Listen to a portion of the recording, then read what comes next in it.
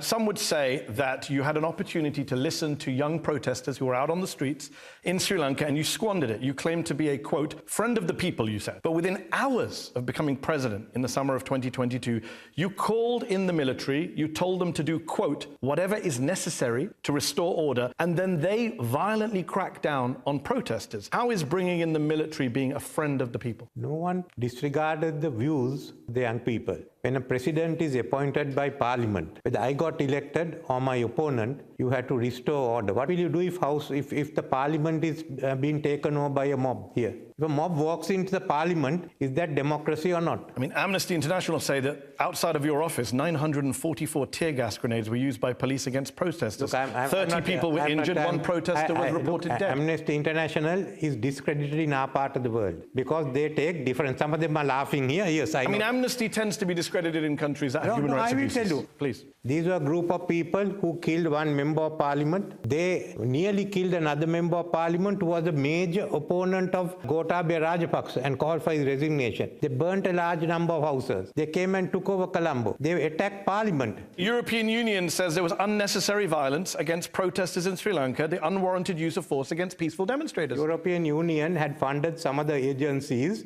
and they called for my resignation. The same union thereafter praised me as the man who took Sri Lanka out of economic crisis. Look, that kind of undermines your argument. You like it when they praise you, but not when they criticize you. I don't like them when they play. You just quoted them praising you. I got another one for you. You made your answer. I got another one. You don't like the EU, you don't like Amnesty. UN human rights experts condemn the extensive, prolonged, repeated use of state emergency measures to crack down on peaceful protesters. I'm sorry, I like UN Office of the High Commissioner for Human Rights. Look, I like the EU. You don't like the UN? I did not talk about the UN. Well, I quoted the UN to you. You're still talking about the EU. We moved on from the EU. Look, Petty, you finish everything you want to say about the UN, the League of Nations, the British Commonwealth, and then tell me after that I will answer. Okay. I have been in politics before you were born. I know. I think I said that. I mean, some might say that's part of the problem. But let me ask you this.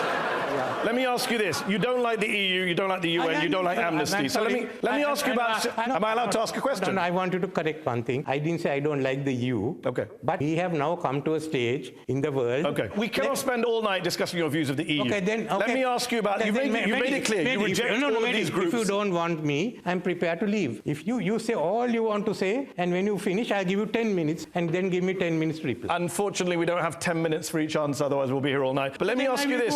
Let me ask you this. If I'm not dancing to your tune, I can leave. Maybe. Okay. Well, we appreciate you flying here for this, even though you want to leave in the first 5 minutes. But let me ask you this. When you delayed Sri Lanka's local elections in 2023, the Supreme Court said that your actions resulted in the infringement of fundamental rights of the Constitution due to arbitrary and unlawful conduct. You were a president picked by the parliament, not by the people, and you were so keen to avoid losing local elections that you just completely violated your own Constitution. It's almost Trumpian. We could not hold elections because we had no money. It was agreed by all the parties that I will have the presidential election and the parliamentary elections in 2024. And kindly remember, this case was filed in Supreme Court in 2023. The Supreme Court dragged that case out and they said, okay, you have violated fundamental rights. By that time, there were no elections. We had stuck to it. We all wanted to get out of this mess.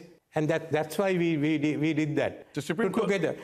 Can I speak? The Supreme Court said you did have funds in the budget that were allocated for it, and you still didn't hold the election. You say you had no money, but you had enough money to attend the Queen's funeral here in the UK in September 2022. You went to the Japanese Prime Minister's funeral in Japan. You made a lot of state visits, but you had no money for elections. Queen's funeral and Japanese Prime Minister's funeral was in 2022. Yeah. This was for 2023. You know, our financial years run from January 1st to December 31st. And I had to come. I wanted to come. I was a subject of Her Majesty Elizabeth II, the Queen of Ceylon. She was the most popular figure that we had. Now you're telling me don't come to the Queen's funeral. No, I'm saying you should not have violated the Constitution and held elections. I didn't violate the Constitution by coming to the Constitution. The Supreme Court said you violated the Constitution. No, they didn't say. The Supreme Court could have given their rulings if they wanted in 2023. So, okay. They gave I think the audience very much understands what I said. You can distract all you want.